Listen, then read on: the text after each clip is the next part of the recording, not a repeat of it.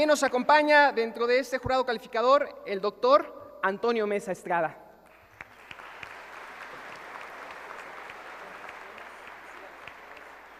Un jurado también de casa, el doctor Víctor Humberto Benítez Treviño. Un fuerte aplauso, por favor.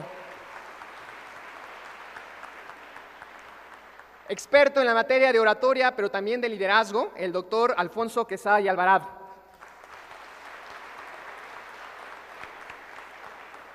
Como es tradición en los certámenes nacionales del Universal, siempre se invita al campeón del año pasado, que en esta ocasión fue el representante de Nayarit, Miguel Delgadillo, a quien también, por favor, le damos un fuerte aplauso.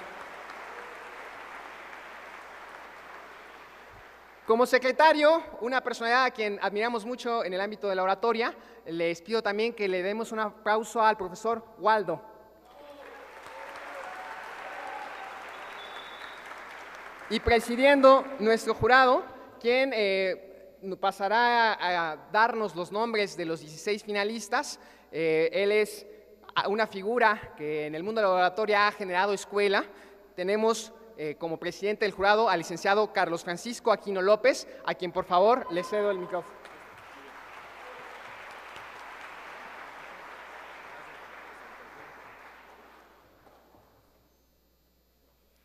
Ruego a los participantes, los 32, sean tan gentiles de acompañarnos acá en el área principal.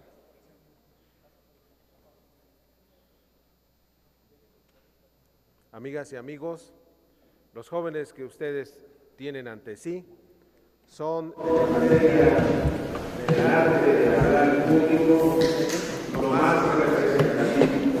Son los campeones estatales de oratoria. Son jóvenes que seguramente esta tarde será inolvidable para todos nosotros porque traen en su palabra, traen en su conducta el paisaje, las costumbres, la historia de cada una de sus entidades.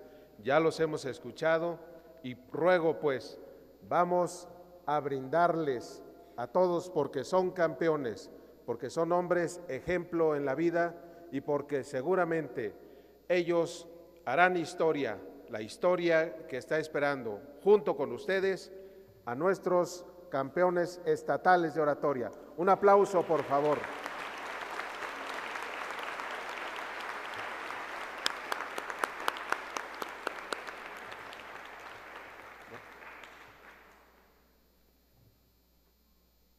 Voy a dar a conocer a los presentes quienes, por la valoración que ha hecho este honorable jurado calificador, las matemáticas fueron nuestras auxiliares, así como la apreciación que se tuvo una a una de sus presentaciones.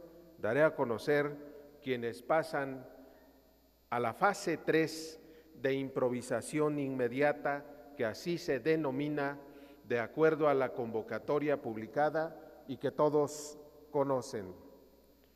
El orden no tiene nada que ver con algún lugar. Campeche, Adrián Alberto Peck Chan. Pase para acá, lo mismo, Chiapas, Ángel Herrera Águila.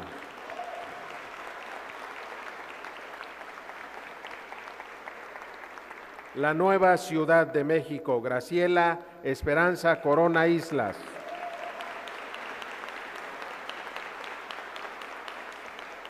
Colima, Sofía Gutiérrez Larios. Durango, Diego Rentería Hernández.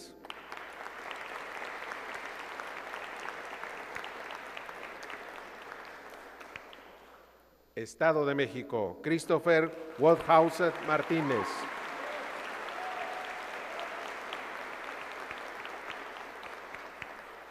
Guerrero, Guadalupe López Alcántara.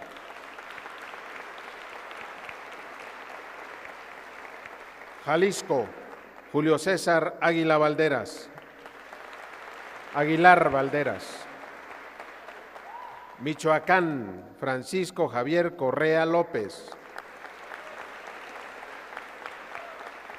Oaxaca, Diego Javier Carreño López.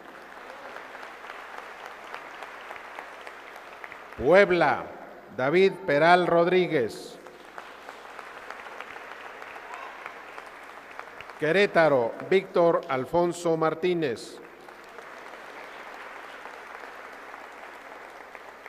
Quintana Roo, Jordán Polanco Herrera.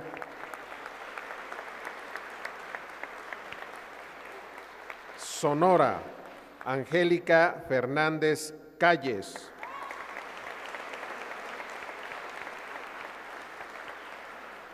Tlaxcala, Fabián David Ríos Terrón. Temix. Veracruz, Paul Mil Hernández.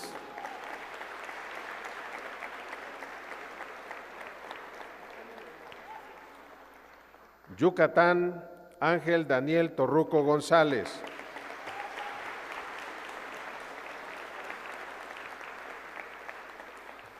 Como presidente del jurado me permito hacer la siguiente aclaración. La convocatoria nos dice que pasarán a esta etapa 16 concursantes. Por la calidad y porque nos ayudaron, insisto, las matemáticas, estuvo de acuerdo por unanimidad el honorable jurado calificador por esta calidad demostrada que pasaran 17 jóvenes. De modo tal que por ello ven ustedes el número impar, a pesar de que la convocatoria nos dicta un número par. 17 jóvenes, vamos a darles un aplauso. Compañeros, acompáñennos a escuchar a sus compañeros. A quienes pasan a la fase 3, rogamos se acerquen a la mesa del jurado para hacer el sorteo de participación de improvisación inmediata. Quiere decir esto, jóvenes estudiantes, que los compañeros participantes sacarán su tema e inmediatamente improvisarán sin tiempo de preparación alguna. Es una prueba máxima que el Universal presenta para todos nosotros en una muestra de lo que es desde la antigua Grecia el maravilloso arte, y este Paraninfo y este espacio no es la excepción, el arte de hablar con elocuencia. Esos son estos jóvenes 17 de toda la República ante ustedes.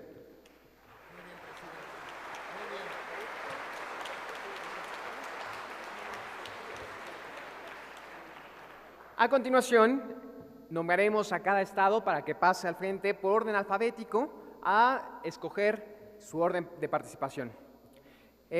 Por el estado de Campeche, Adén Alberto Pech Chan.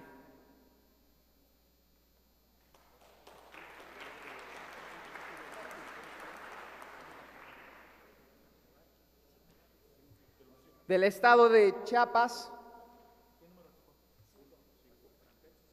Campeche número 5. Del estado de Chiapas, Ángel de Jesús Herrera.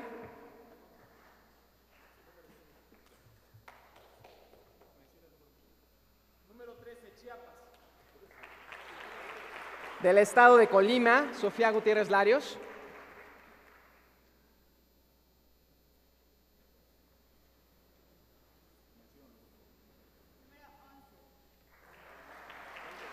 De la Ciudad de México, Graciela Corona Islas.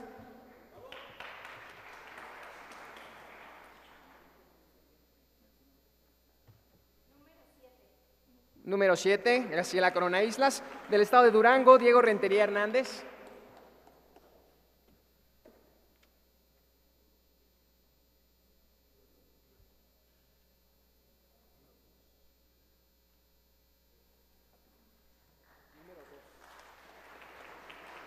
Del estado de México, Christopher Goodhouse Martínez.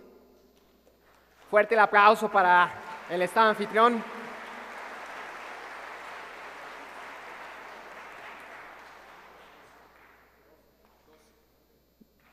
Del estado de Guanajuato, de Guerrero, Guadalupe López Alcántara.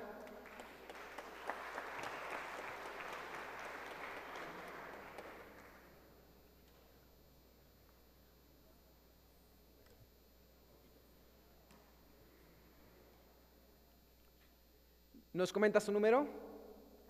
14. Del estado de Jalisco, Julio César Aguilar.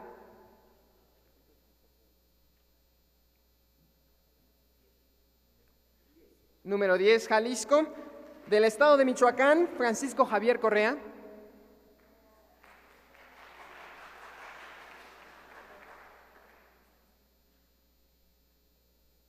Número 6, Michoacán.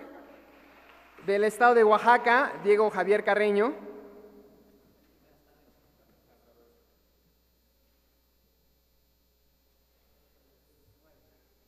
Número 9, estado de Oaxaca. Del estado de Puebla, David Peral Rodríguez.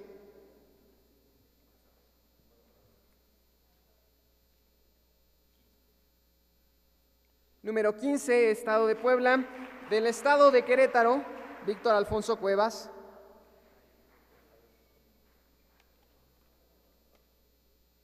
Número 4. Del estado de Quintana Roo, Jordan Polanco Herrera.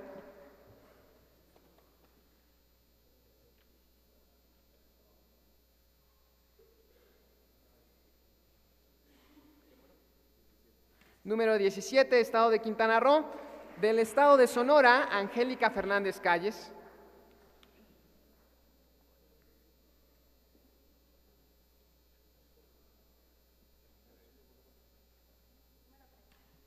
Número 3, estado de Sonora.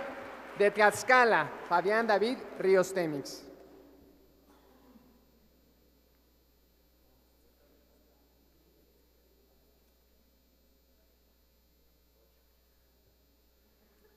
Número 8, estado de Tlaxcala. De Veracruz, Paul Mil Hernández.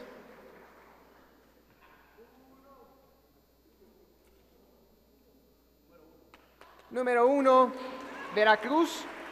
Si se queda con nosotros, por favor. Y de Yucatán, Ángel Daniel Torruco González.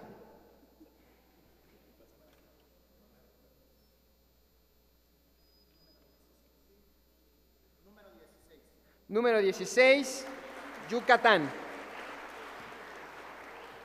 Bueno, mientras comenzamos, me permito comentarles que en esta etapa, como bien lo mencionaba el presidente del jurado, se pone a prueba el conocimiento general de los oradores. La etapa de improvisación directa lo que exige es recapitular en milésimas de segundo aquel conocimiento que los oradores han desarrollado a través de su amplia biblioteca, a través de años de conocimiento, a través incluso de otros certámenes, y eso exige demostrar en la tribuna de qué está hecho cada uno de estos participantes.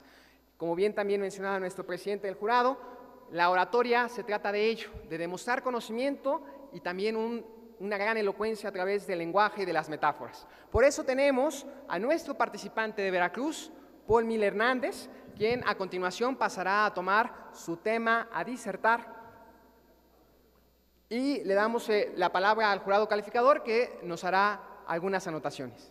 Bien, antes de comenzar, solo dejar en claro que el jurado calificador ha realizado una lista de 17 temas y para evitar hacer un nuevo sorteo, el tema será el número de participación que le toque. Por lo tanto, solicitamos ahorita el compañero número 1 se posicionará como si fuera a dar el discurso y desde esta mesa daremos el conocer el tema para que él lo escuche y ustedes también como público, y cuando terminemos de decir el tema, él comienza a disertar. Al finalizar su exposición sucederá lo mismo, el segundo participante se ubicará en la zona donde vaya a disertar su discurso y desde aquí le daremos a conocer el tema. ¿Ok? En este caso invitamos al participante de Veracruz a que tome el lugar. El tiempo de exposición nos menciona que será igual, mínimo 5 minutos, máximo 8 minutos.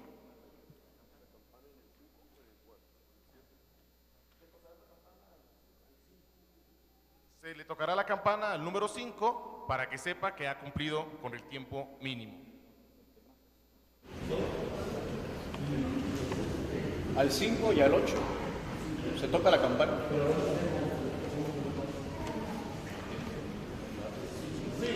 Bien, vamos a hacerlo. Va a ser la primera campanada al minuto número 5 y un minuto antes de que se cumplan los 8, es decir, al minuto número 7, haremos la segunda campanada para avisarles que les queda un minuto para cumplir con su discurso. Bien, el tema de la disertar es el siguiente: significado político de la visita de Donald Trump a México.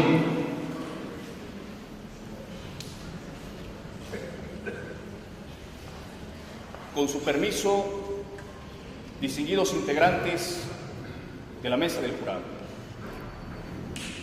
compañeras y compañeros participantes, amigas y amigos. En una entrevista, Enrique Krause criticaba de manera muy puntual la decisión del presidente Enrique Peña Nieto al señalar que había sido un gran error haber lanzado una invitación a un candidato que sistemáticamente se había pronunciado en contra del pueblo de México. Señalaba Enrique Krause que con los tiranos no se dialoga, que a los tiranos se les combate a través de la palabra, a través de la lucha política, a través de la palabra escrita. Y nosotros observamos que a lo largo de la historia esa ha sido la constante tanto en nuestro país como en el mundo. A Santa Anna no se le trataba de convencer con palabras, sino que fue necesaria una revolución, la revolución de Ayutla. Al tirano Porfirio Díaz no se le pudo convencer con palabras, sino que fue necesaria una revolución, la Revolución Mexicana.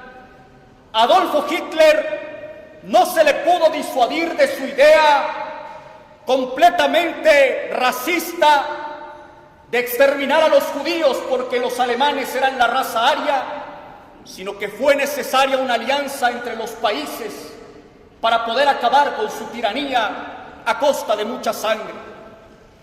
Si hoy nos preguntamos qué significa para el presidente Peña Nieto y para México la visita de Donald Trump, tendremos que señalar que, dado los cuestionamientos en que se vio sumergido el presidente, de la Casa Blanca hasta la habitación en Miami, pasando por el tema de su tesis con muchos plagios, parece que el único objetivo fue recuperar un poco de credibilidad ante un 72% de la población que desaprueba su mandato, porque no hubo de manera clara una agenda y, lo más importante que señala Enrique Krause, no hubo la exigencia de una disculpa pública al pueblo de México por llamarnos bandidos, ladrones, prostitutas y demás adjetivos que ha utilizado en sus discursos populistas allá en los Estados Unidos. Pero si hay un significado político para Donald Trump que tiene que ver con su repunte en las encuestas, que tiene que ver con haber sacado raja política y haber ido a Arizona a decir que México efectivamente había admitido que pagaría por el muro que se va a construir. Fuera de eso, no podemos justificarlo de otra manera. No existe un plan de gobierno que nos garantice una reforma en materia migratoria que le permita a nuestros conciudadanos, tanto los que pretenden irse como los que ya están allá, poder salvaguardar sus derechos políticos y civiles, pero sobre todo mantener su propiedad y su patrimonio que han construido no a base de robar, sino a base de trabajar y contribuir con la economía norteamericana. Hoy, amigas y amigos, necesitamos entender que hemos cometido muchos errores. Cuando se negociaban el Tratado de Libre Comercio en la etapa entre George Bush y Carlos Salinas de Gortari, como lo menciona el propio expresidente en México, un paso difícil a la modernidad, se mantenía una agenda que no únicamente incluía el libre tránsito de mercancías, sino también de personas.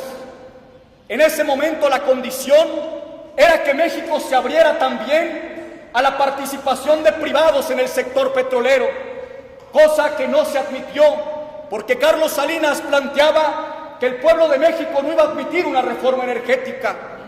Hoy, las compañías norteamericanas ya lo pueden hacer con la reforma energética que se aprobó en este sexenio. Lo que no podemos hacer nosotros es ir a los Estados Unidos, y es así como la ineptitud en las negociaciones ha caracterizado la historia diplomática de nuestro país, desde la pérdida de los territorios del norte hasta estas reformas que solamente están beneficiando a las grandes naciones del mundo. Parece que ya no podemos depositar nuestra confianza en los presidentes y en nuestros gobernantes porque no nos representan. Porque Peña Nieto titubea en la entrevista pública ante los medios, Donald Trump lleva la batuta de la entrevista y al final, hasta en la noche, sale a decir Peña Nieto que en privado sí le dijo que México no construiría ningún muro. Esta demagogia, esta falta de compromiso nos lleva a nosotros a reflexionar. Lo único que podemos reflexionar, tenemos que crear las oportunidades dentro de nuestro territorio para garantizar los empleos, la paz y el desarrollo económico que necesitamos para salir de la pobreza, del atraso y la marginación.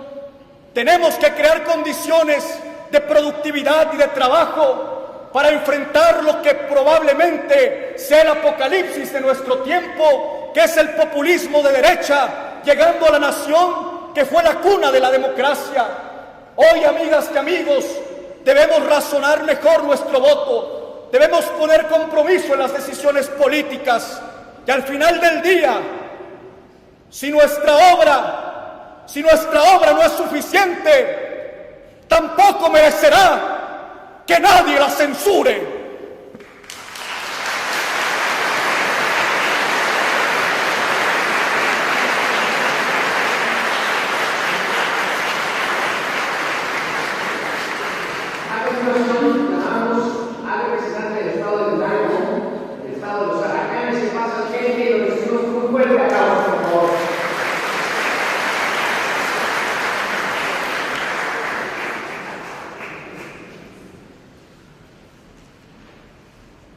El tema disertado por el participante del Estado de Durango es la vigencia de la universidad pública.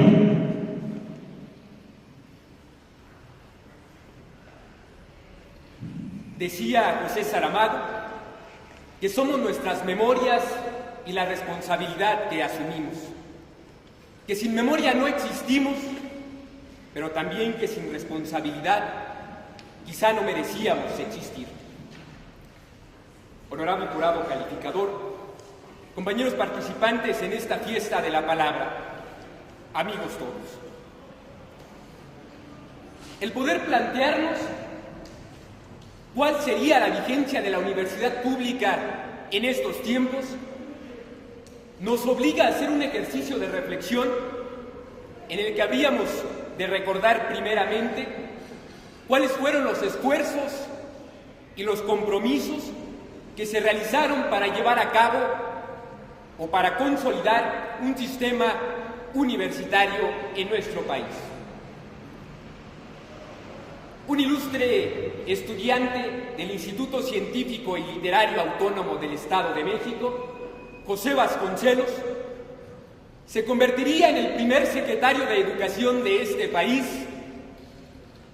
y sería a través de sus esfuerzos y gestiones como se consolidaría y se construiría la hoy Universidad Nacional Autónoma de México.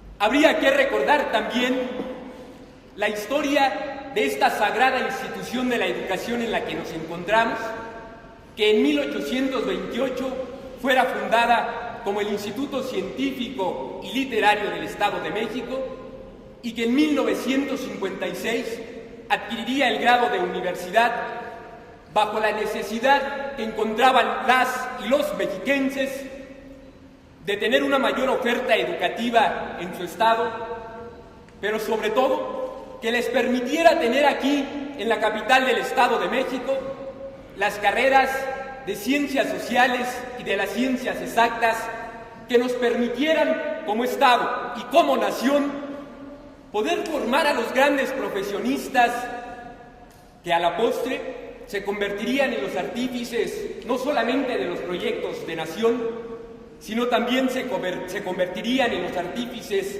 del progreso de esta patria. Así, es también un ilustre estudiante de esta universidad, Adolfo López Mateos, que durante su gestión creó la Comisión Nacional de Libros de Texto Gratuito para hacer valer en toda su extensión el artículo 3º constitucional que establecía cuáles serían los principios que habrían de prevalecer en la formación educativa de las y los mexicanos. Tendremos que reconocer entonces que la esencia de la universidad pública no solamente es respetar la Constitución para garantizar que todos podamos tener acceso a la educación. Se trata también de la vigencia de la universidad pública como la respuesta a la necesidad de los más de 50 millones de mexicanos que viven en situación de pobreza y que no tienen el dinero suficiente para pagar sus estudios. Así, el Estado mexicano, a través de estas instituciones, ha de garantizar que todos tengamos acceso igualitario a todas las oportunidades de educación.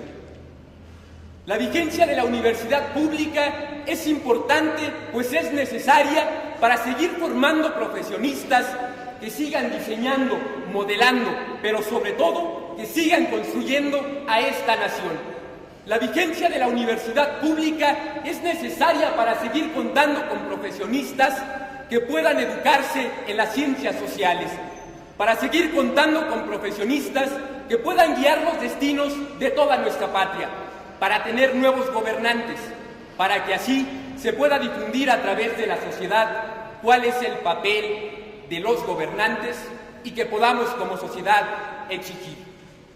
Es importante, pero sobre todo, jamás podríamos olvidar la vigencia de la universidad pública para seguir formando los técnicos, los ingenieros y todos aquellos profesionistas que se dedican a velar por el desarrollo y el progreso de nuestra patria, por aquellos que diseñan las ciudades, por aquellos que a través de su trabajo y su labor pueden responder a las demandas y vicisitudes de todo un pueblo. Así, no solamente hablamos de que sigue siendo vigente, pero sobre todo necesaria la universidad pública para respetar y hacer valer lo que se establece en la Constitución. Debemos decir también que es necesaria la universidad pública para que esta nación siga teniendo acceso a la educación, pero sobre todo para que los conocimientos, los principios y todas las teorías sigan difundiéndose entre las y los jóvenes mexicanos que a la postre, insisto, podrán ser los nuevos gobernantes. La vigencia de la universidad pública radica única y exclusivamente en el derecho que todos tenemos de poder acceder a la educación laica y gratuita. La vigencia de la universidad pública radica en la demanda que todas y todos los mexicanos tenemos por seguir teniendo la santa oportunidad de progreso propio, pero sobre todo de seguir teniendo la santa oportunidad de progreso para esta nación. Es cuanto.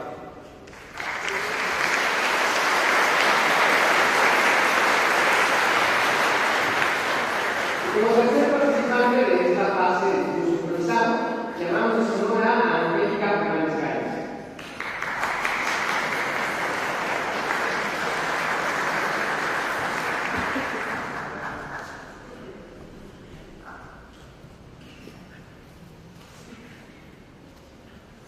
El tema de disertar para participantes del Estado de Sonora es el fenómeno migratorio en Estados Unidos y Europa.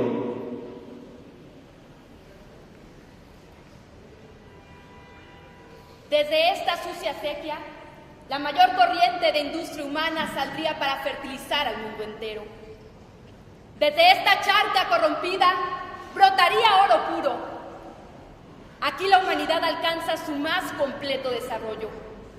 Aquí la civilización realiza sus milagros y el hombre civilizado se convierte casi en un salvaje.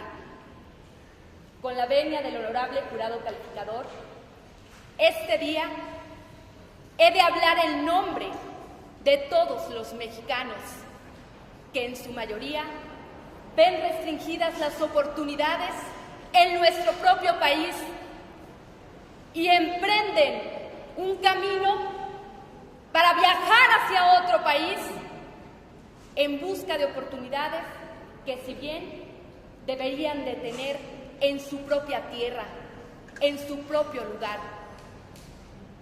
sin atender a los expertos que generan más expertos y se encargan de envolver el tema en el papel celofán de la ambigüedad. La migración no es un problema actual, es un problema de toda la vida. Desde los inicios de los tiempos en que el ser humano, antes de conocer el sedentarismo, se llamaba a sí mismo nómada en busca de la comida, en busca de un mejor clima, en el año 2016 sí necesitamos un mejor clima de oportunidades. Sí necesitamos qué comer, pero una actividad que nos dé de comer. Y para ello, la mayoría de los mexicanos se encargan de decir que el responsable es el Estado, cuando en realidad los responsables somos nosotros por la falta de cooperación que debe de haber como individuos parte de una nación y no como un problema que atañe a las clases sociales. La migración en la actualidad no solo es un problema de nuestro país. ¿Acaso no hemos visto los múltiples grupos de refugiados que arriesgan su vida porque saben que en el país en el que habitan es algo que les puede ser quitado cada segundo? Que las estructuras de la sociedad están tan rajadas que no es suficiente un discurso político para poder unirnos y trabajar en cooperación. El Estado mexicano no ha sido partícipe en verdaderas políticas públicas que generen oportunidades, número uno, en los talentos que existen en nuestro país. Así también debo traer a colación que la cantidad de pobreza que existe en México es lo que hace que las personas no puedan acceder a niveles de educación que los hagan razonar que aquí existen oportunidades, pero que las deben de buscar. Que las políticas asistencialistas no son suficientes y no son el camino para generar las oportunidades. Que lo que necesitamos, en el caso de los jóvenes, es empezar a ser emprendedores, a generar empleos, a generar nosotros mismos las oportunidades a nuestros contemporáneos. Eso es lo que va a detener la migración. No platicar con un candidato republicano o demócrata. No construir muros o dejar de hacerlos. No enaltecer nuestras fronteras y adoptar una política nacionalista. Lo que va a detener la migración es aprender a impulsar el talento que existe aquí. Es aprender a conocernos y descubrir que en la niñez también tenemos una importante área de oportunidad. Que si el resto de los países de América Latina ven al vecino del norte como el sueño prometido, de tener cultura sabrían que el camino hacia dicho país es muy largo. Que en ese trayecto hemos de pasar por uno de los países más grandes y más ricos de todo el continente americano, México. Así de grandes deben de ser nuestras oportunidades, porque no debe de migrar el talento, no debe de migrar la esperanza y no debemos convertir seres humanos que en vista de las oportunidades se dicen que no con el cerebro, cuando deberíamos decirnos que sí con las entrañas que nos hagan esforzarnos día a día, que nos hagan ayudar a nuestro compatriota, que nos hagan generar empleos y ser mejores en cada una de nuestras trincheras. Eso es lo que en verdad va a detener la migración. La única migración que nos sirve como mexicanos es la migración de pensamiento, de dejar de repetir el mismo discurso y de atreverse a innovar, a pensar como sociedades de primer nivel si queremos dejar de ser un país tercermundista. Esa es la verdadera migración que debe de atender al ciudadano mexicano. De migrar de la política de la corrupción a la política de la acción y de exigir correctamente a nuestros gobernantes lo que se debe de hacer. La migración de las antiguas prácticas políticas a un Estado verdaderamente laico y democrático. Esa es la migración que debemos de tener en mente, la migración de conciencia, la migración de saber que somos mucho más grandes que un país que se encarga de hacernos sentir menos, que somos mucho más grandes que cualquier desastre natural, que 130 millones de mexicanos podemos más que un terremoto de 8.1 grados Richter, que 500 diputados y que otros tantos senadores. Porque en el momento en que dejemos de luchar por migrar de conciencia, realmente habremos perdido la batalla. Es el momento de hacer una reflexión interna y migrar a las áreas de oportunidad que el mismo mexicano nos hemos limitado. A eso es a los que nos culmino esta tarde. A migrar de pensamiento, a ser cada vez más grandes, a emprender la cultura de la cooperación y de la conservación. Y solamente así dejaremos de decirnos que no con el cerebro y comenzaremos a decir que sí con las entrañas. Muchas gracias.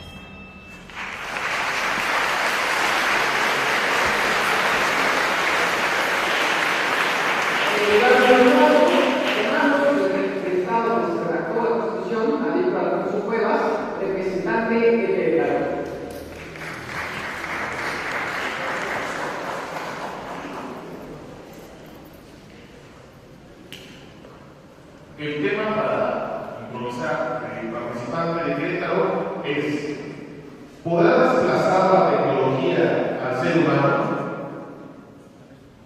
Vamos a repetirlo. ¿Podrá desplazar la tecnología al ser humano? Una duda. Es muy similar al tema que presenté la primera vez, ¿no hay problema? ¿Lo quieres hacer?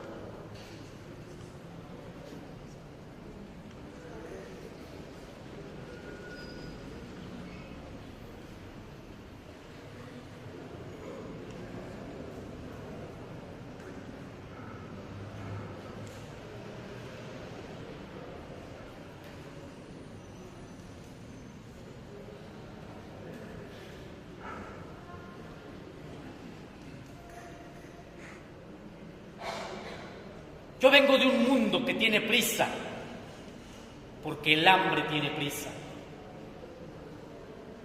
Yo vengo de un mundo donde la enfermedad que olvidó la esperanza tiene prisa.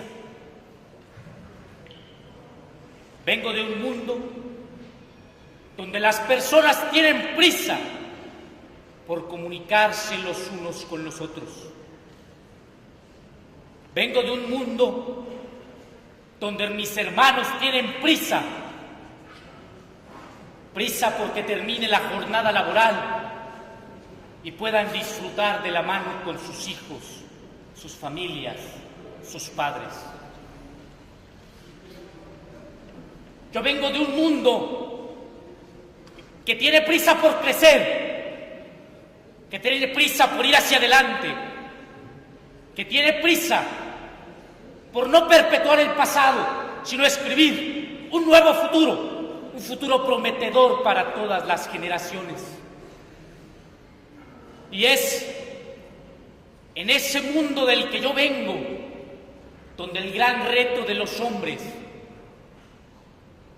es no dejar de soñar, es no dejar de imaginar, es seguir creyendo que todo es posible.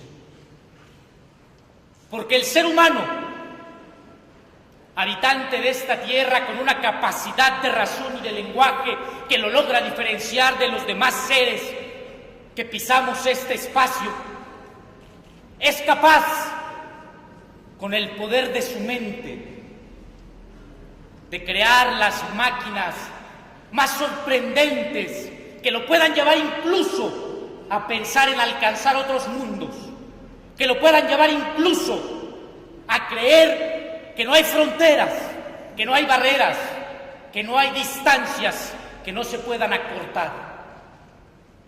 Pero es también un individuo triste, un individuo ruin, un villano que es capaz con esa misma mente de hacer que el fin del mundo en estos momentos sea solamente una probabilidad estadística en función de la gran cantidad de armas que es capaz de crear para destruir a sus hermanos. Y al respecto, hay una gran tristeza que acoge a esta humanidad con prisa. Es la tristeza de aquellos que quieren hacernos creer que la tecnología nos llevará al acabose, que las utopías son inalcanzables y que no tenemos la capacidad para controlar lo que estamos creando. Es un mundo que está triste porque hay quienes vaticinan el desplazamiento de los individuos a costa de las máquinas, porque hay quienes vaticinan que el ser humano imperfecto creará la inteligencia artificial perfecta que lo someterá y lo esclavizará. Sin embargo, cierto estoy que están equivocados. En ningún momento habrá un ser superior al hombre, porque el hombre tiene cualidades impresionantes que la tecnología nunca podrá aspirar.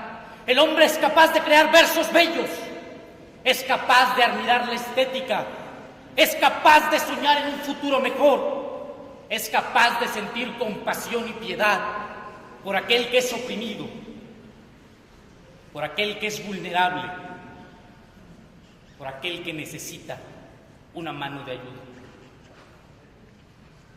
Hoy confío firmemente en que en los horizontes veremos cada vez más individuos creativos, individuos capaces, individuos dispuestos a romper los paradigmas para buscar las soluciones tecnológicas que vengan a darle al hombre la fortaleza y el destino glorioso al que la historia lo ha culminado. Tecnología que sea capaz de curar las enfermedades que el día de hoy asolan a nuestra población y que nos están matando de cáncer, que nos están matando los virus, que nos están matando las enfermedades degenerativas del sistema nervioso. Hoy veo a un individuo que con tecnología es capaz de crear, de modificar a la naturaleza para crear plantas productivas que comiencen a atacar el hambre, que comiencen a atacar la escasez de recursos, que comiencen a pensar en un mundo más limpio, en un mundo más en armonía con la naturaleza. Y hoy veo a un hombre que sueña alto, que sueña lejos, un hombre que aspira a conquistar más allá de esta tierra, sin que por ello esté siendo desplazado. porque no me puedo imaginar, no puedo creer, no puedo pensar que algún invento tecnológico sea capaz de crear cosas tan bellas como esa poesía de Mario Benedetti, en la que al sentir una profunda compasión por la mirada de su hija, luego de confrontarse en contra de aquellos tiranos derroteros, de aquellos que también ven la humanidad muerta, ven la humanidad podrida, ven la humanidad destruida, y ver a su hija y decir: hoy puedo mirarte a los ojos y decirte que uno no siempre hace lo que quiere, pero tiene el derecho de no hacer lo que no quiere. Y con la tecnología probablemente no podamos llegar a las aspiraciones que queremos, pero sí podemos evitar que el hombre sea destruido, que el hombre sea vapuleado, que el hombre sea desplazado. ¿Es cuánto?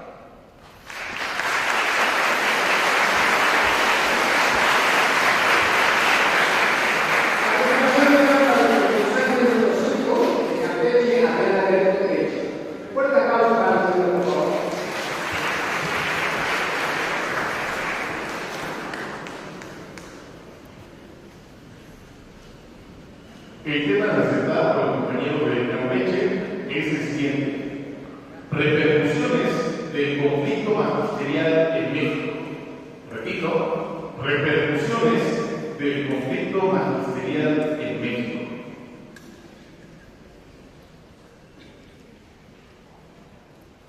Decía Wagner Jäger en su paideia Los ideales de la cultura griega, que cuando leemos a los oradores áticos de la antigua Grecia, pareciera que el lupus se desnuda en la palestra. Por el contrario, cuando escuchamos a los oradores jóvenes de esta cornucopia latinoamericana, pareciera que el verbo se viste de gala para esta fiesta.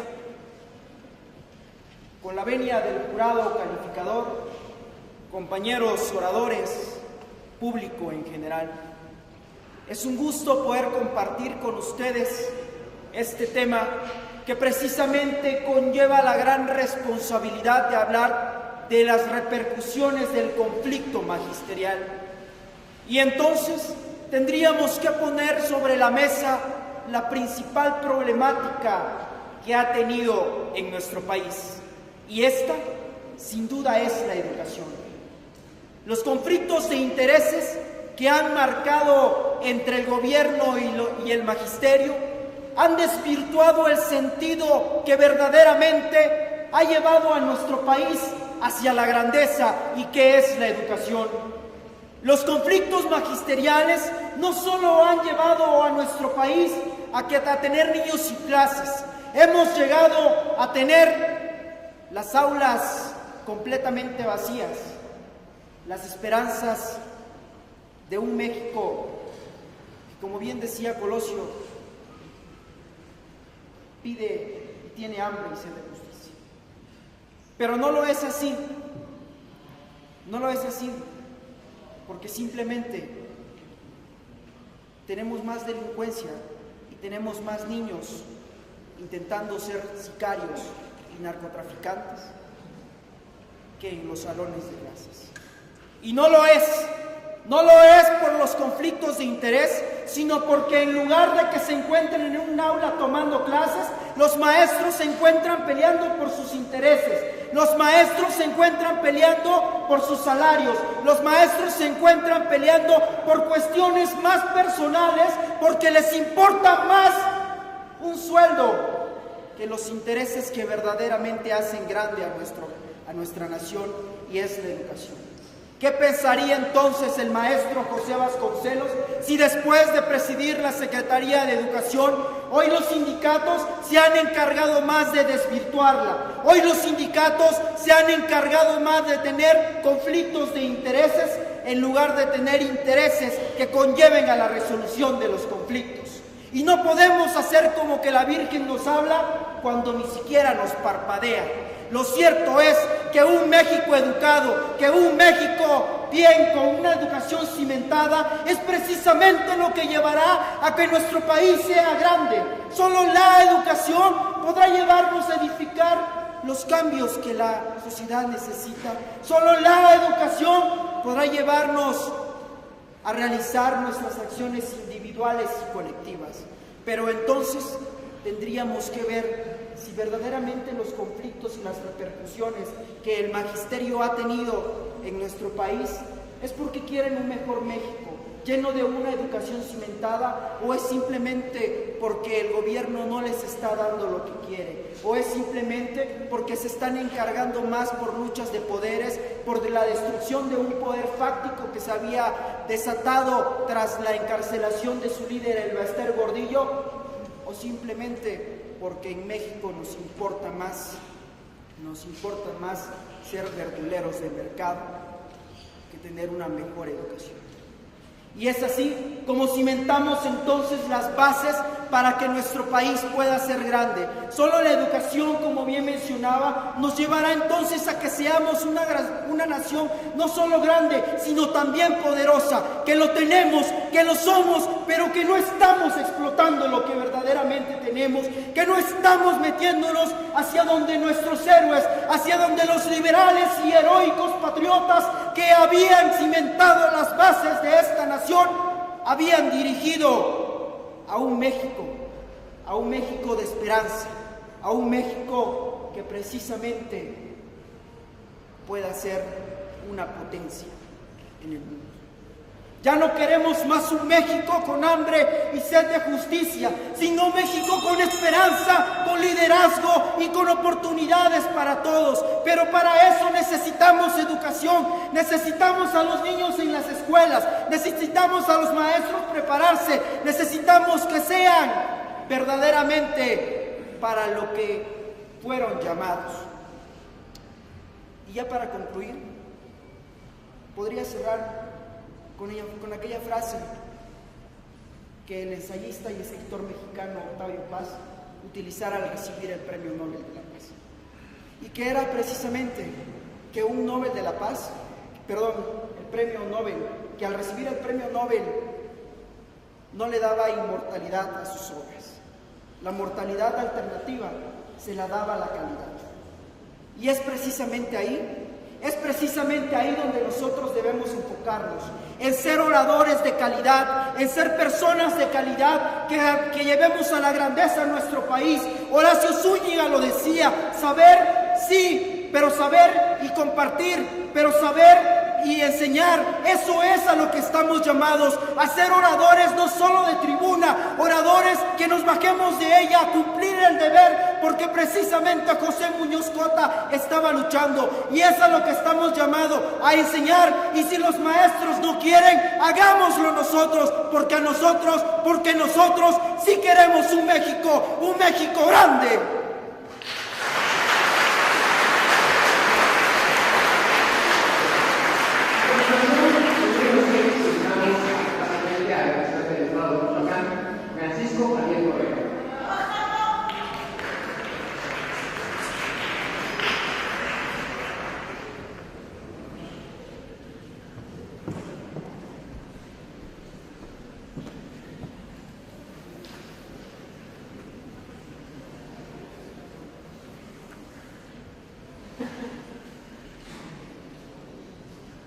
El tema licenciado para el participante de Michoacán es el siguiente: contribuciones de Adolfo López Mateos a la educación mexicana.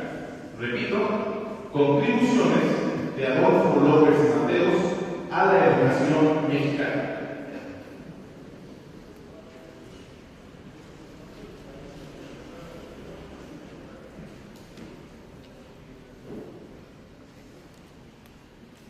En la fría Toluca aún se escucha el murmullo de los poetas, quienes al son de 1000 clarines siguen tocando cálidas dianas de libertad. Señores del jurado calificador, compañeros gladiadores del verbo, amigos y amigas que nos escuchan. Hablar de las contribuciones del expresidente Adolfo López Mateos a la educación en México es referirnos al tema educativo nacional en torno a una de las grandes figuras, que hemos conocido en este país. Y es que estamos aquí, en el auditorio que lleva su nombre, el nombre del príncipe del siglo XX en México, don Adolfo López Mateos. Para ello, tendríamos que recordar primeramente aquella generación 2024 que en las aulas del Generalito, ahí en el Colegio de San Ildefonso, en la antigua Escuela Nacional Preparatoria, se juntaba precisamente los alumnos Adolfo López Mateos, expresidente del país, junto con otro de los que también sería presidente, Miguel Alemán Valdés, Guillermo Tardif y por supuesto José Muñoz Cota Ibáñez. Esa generación 2024 de las que nos hablan en los libros de oratoria que debemos de leer no solamente por el gusto y el arte de las palabras, sino por el compromiso social precisamente con la educación. Para continuar con el discurso, tendríamos que mencionar también que es a partir de 1928, cuando se cumple el centenario de la fundación de esta casa de estudios, el Instituto Literario del Estado de México, y en el mismo año en el que Horacio Salvador Zúñiga Anaya compone el himno de esta casa, que también otro de los grandes jóvenes estudiantes está aquí presente y breva de las palabras de los grandes maestros de las tribunas nacionales, porque con él se presenta el espíritu de Altamirano y de Ramírez, porque junto con Adolfo López Mateos está hablando también las palabras del nigromante vertidas en la Academia de Letrán, porque tendríamos que decir que en el año de 1994, que Adolfo López Mateos es director de esta casa de estudios, se busca y se lucha por lograr la autonomía de la misma, aunque no será sino hasta su sucesor el que lo logrará y convertirá en el año del 56 el Instituto Literario en la Universidad Autónoma del Estado de México.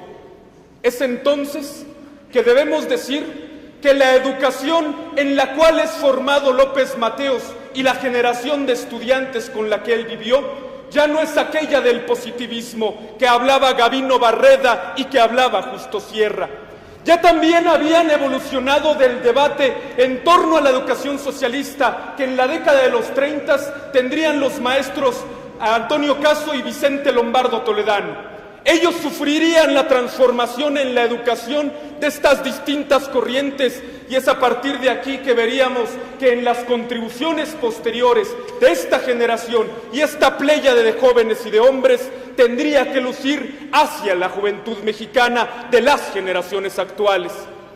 Posteriormente, para el sexenio en que López Mateos es presidente de la República, del 58 al 64, estaba el contexto nacional sumido en un hervidero de movimientos sociales. Había pasado el movimiento magisterial de Otón Salazar Ramírez, había pasado también el movimiento médico y el movimiento ferrocarrilero de Demetrio Vallejo, y había pasado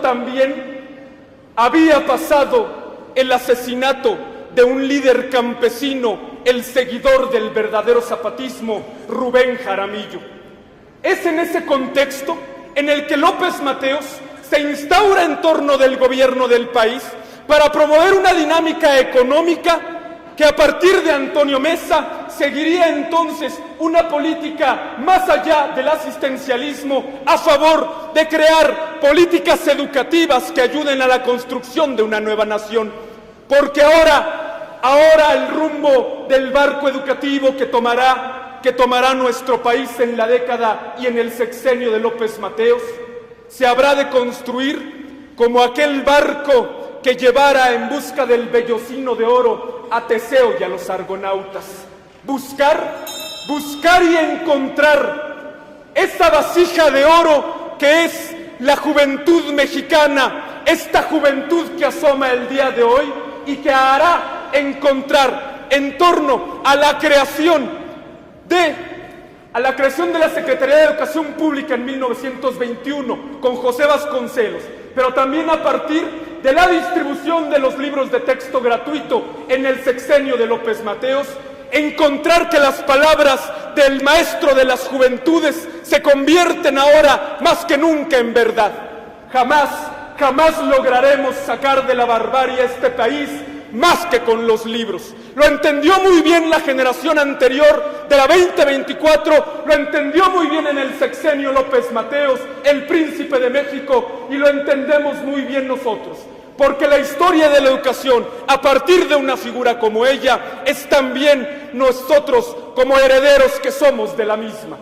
Para finalizar el discurso, no puedo dejar de mencionar que sin las aportaciones educativas que he estado mencionando, sin las aportaciones al intelecto no dogmático, sino en busca de un espíritu libre, jamás podremos derrotar a esos gigantes que tienen 7 leguas en las botas y que nos quieren poner la bota encima. Jamás podremos derrotar a esos gigantes molinos de viento que representan a la ignorancia, y entonces que nosotros tendremos cual Quijotes vencer con nuestra darga y con nuestra lanza. Y entonces hacer como el príncipe del siglo XX, Adolfo López Mateos, como Ramírez, como el nigromante, como Altamirano, una pléyade del siglo XXI, una generación de ustedes, de mí, que convierta este mundo y este país a través de la educación en la idea utópica de un país mejor.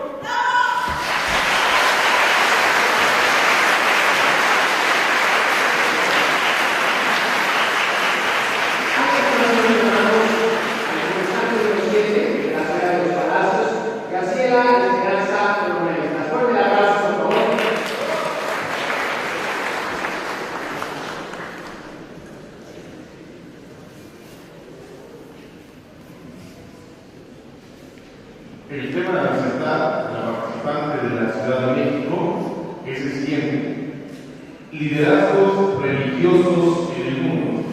Repito, liderazgos religiosos en el mundo.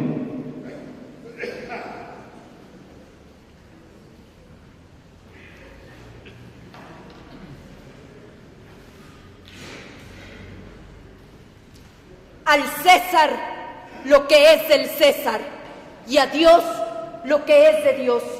Palabras de Jesucristo, máximo líder religioso en lo largo de la historia de la humanidad, y que no ha podido ser superado por ningún otro, debido a la bondad que tenía su mensaje, debido a la fortaleza y al amor que prodigó entre las gentes.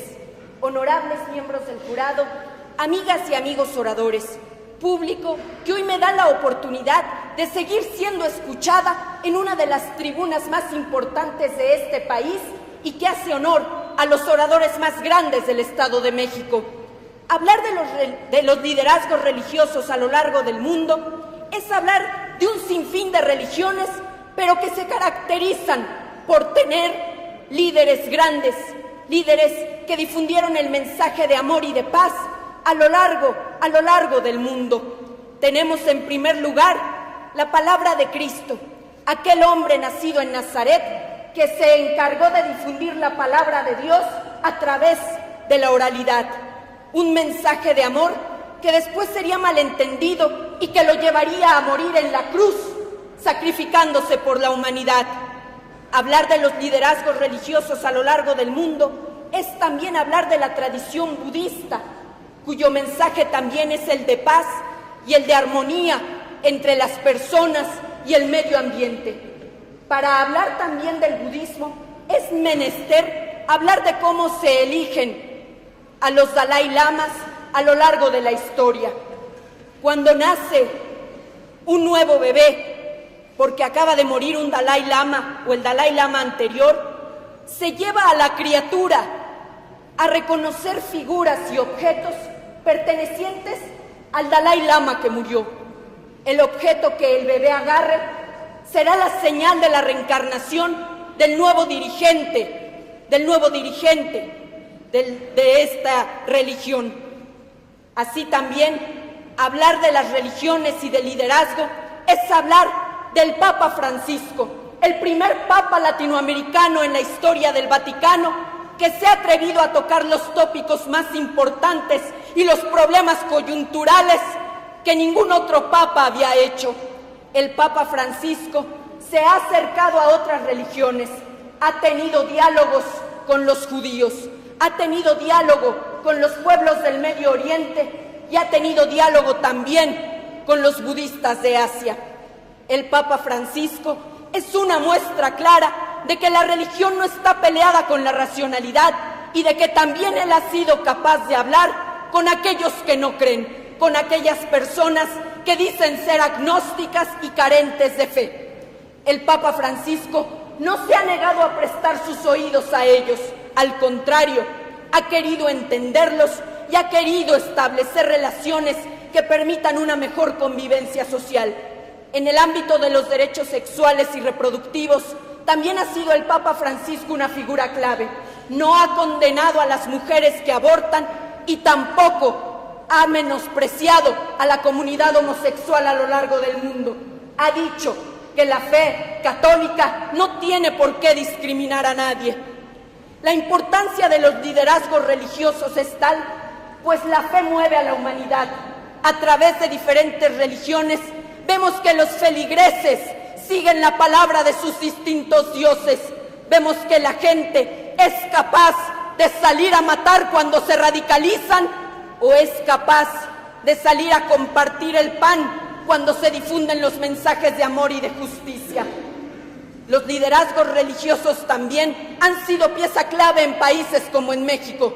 Tenemos la teología de la liberación, donde en Chiapas se hicieron obras extraordinarias, no solo para difundir la palabra de Cristo o la fe católica.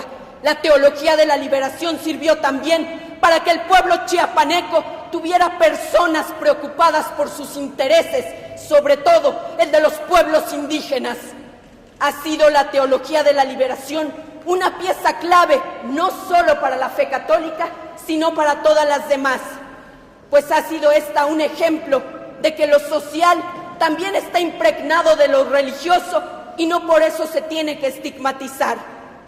Es así que entendiendo cada fe, cada religión y cada creencia, se van estableciendo a lo largo del mundo estos grandes liderazgos que nos hacen entender que un Buda va a ser igual de valioso que un Mahoma y un Mahoma va a ser igual de respetable que un Cristo.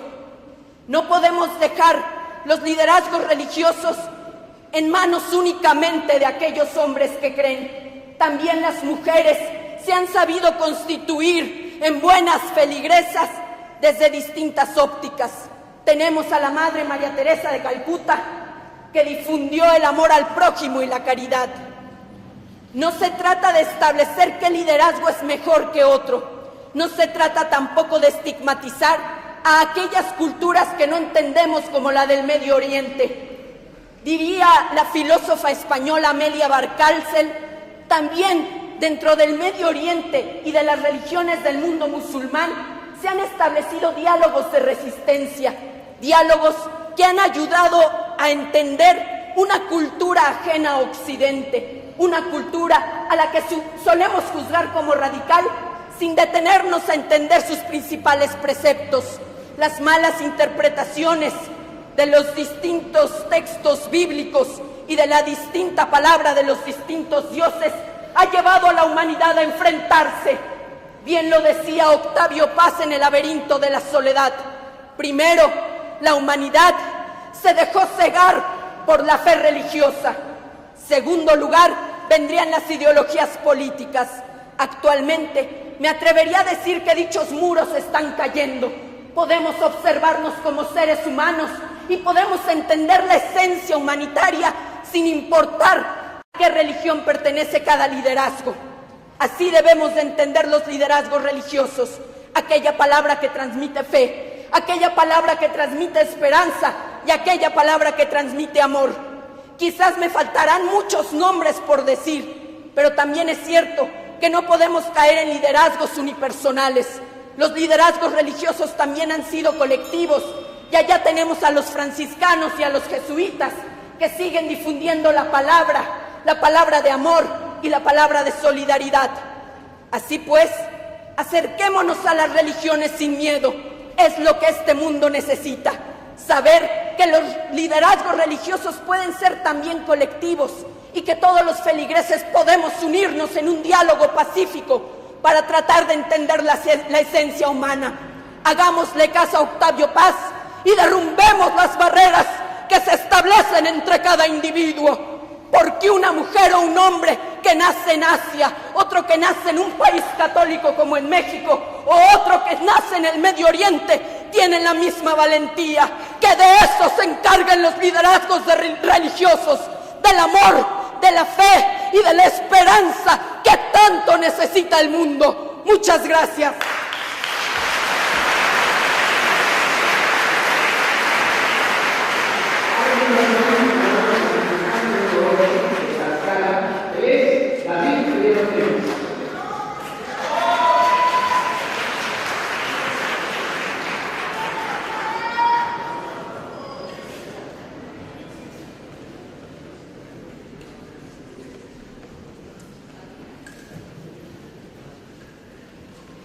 El tema de presentar para el participante de Tlaxcala es el siguiente: vigencia del Estado laico en México.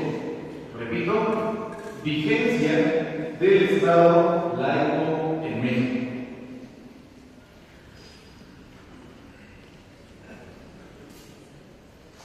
Hemos nacido en un lugar que no vio jamás el pasar de Don Quijote.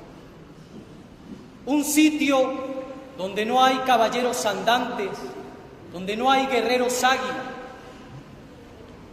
Y sin embargo, día tras día nos han vendido la cruel befa del circo romano para hacer que unos a otros nos estemos comiendo. Honorables miembros del jurado calificador, compañeros que me anteceden en la palabra, para mí es un honor estar en esta tercera etapa para hablar del tema vigencia del Estado laico en México. Primeramente debemos analizar el contexto histórico de nuestro país y entender los antecedentes que nos llevan desde la época de la conquista a enfrentarnos no solamente con la conquista armada, sino también con la conquista religiosa, aquella que busca seleccionar la educación en pro de la religión y bautizar en mi estado, el estado de Tlaxcala, a los primeros pobladores del Nuevo Mundo. De esta manera que haya llegado la ideología de la liberación y las revoluciones a nuestro continente a través de los eclesiásticos, cuando contemplamos que aquellas personas como Miguel Hidalgo y Costilla, como José María Morelos y Pavón, habían recibido la instrucción a través de la religión misma, y esta se ve planteada cuando contemplamos en el decreto de los sentimientos de la nación que se establece la religión católica como la única religión dentro de nuestro continente. A partir de este momento contemplamos con la independencia de México el nacimiento de nuestra patria íntimamente ligada hacia lo que es nuestras religiones, y podemos contemplarnos en lo que muchos historiadores llaman la verdadera independencia de México, que es en el periodo precisamente de la Reforma, cuando contemplamos la figura estoica de Benito Pablo Juárez García, aquel indígena zapoteco que nos había enseñado que entre los hombres como entre las naciones el respeto al derecho ajeno es la paz. Y es precisamente él quien a través de las leyes de reforma plantea los principios liberales en los cuales podemos contemplar en la Ley Juárez, primeramente, la separación de la Iglesia y del Estado. Podemos contemplar en la Ley Lerdo la desamortización de los bienes del clero, buscando de esta manera la división que se tiene, entregándole a el Estado lo que es del Estado y a Dios lo que es de Dios. A partir de este momento, el registro civil se muestra como una de las principales instituciones que muestran la laicidad dentro de nuestra patria, al contemplar que ahora sería el único de los organismos encargados de realizar los registros de los nacimientos, así como también de los matrimonios. Que también el clero tendría derecho solamente a obtener las tierras que eran meramente necesarias. Sin embargo, podemos contemplar que ya para el periodo de la Revolución Mexicana, aquella desamortización de los bienes, basada en la laicidad de nuestro pueblo, convierte en caciques a las personas y hace que se aprovechen los que más tienen adquiriendo aquellos bienes del clero. Y sumándonos ya a la actualidad, podemos establecer dentro del Estado mexicano que en estos tiempos es necesario renovar y volver a conceptualizar el concepto de laicidad. Entender que en un periodo en el cual la búsqueda del ser superior se encuentra diezmada a través de los atropellos y a través de la evolución social, la aparición de nuevas religiones y de nuevas formas de ver el mundo se muestran exigiendo que cada vez más nuestro Estado sea laico, alejado de cualquier otro vínculo. Sin embargo, contemplamos con suma hipocresía como algunos gobernadores, como es el caso de Vicente Fox Quesada, haciendo campaña para la presidencia y a pesar de no ser católico, pide cada vez más que se le atienda y que se le vea preferentemente al final de las misas. De la misma manera, contemplamos a nivel internacional a un Barack Obama que, sin ser ni siquiera católico, un día nos está hablando de legislar con base a la palabra del cristianismo y al otro arrodillado allá en el Vaticano. De esta manera, que sepamos la necesidad que tenemos por establecer un Estado laico y mantenerlo. Por ello propongo que se mantenga el Estado laico, que se divida perfectamente y se impida intervenir en materia del Estado precisamente a aquellas religiones que buscan favorecerse de las atrocidades cometidas en contra de nuestra patria. Por ello también propongo que nuestro Estado sea un Estado capaz de dividir entre sus dirigentes entre lo que opinan en materia religiosa, respetando a las personas que gobiernan, y lo que deben legislar en pro de nuestra patria. Por ello propongo que exista una sola religión y que esa religión sea el amor al hombre, que exista un solo gobierno y que ese gobierno sea la inteligencia, que exista una sola raza y que esa raza sea la raza humana.